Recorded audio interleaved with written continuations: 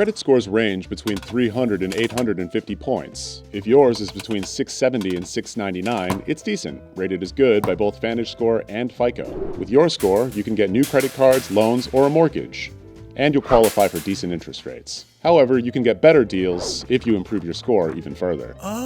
To improve your score, you should pay off your debts, continue to make on-time credit card payments in full each month, and dispute any errors on your credit report.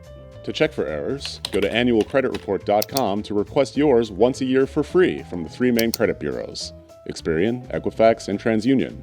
If you make an effort, you'll be able to improve your score and qualify for the best interest rates in a few years. Nice. In the meantime, if you need a new credit card or loan, you'll have plenty of options. Remember to use your credit responsibly so your score continues to improve.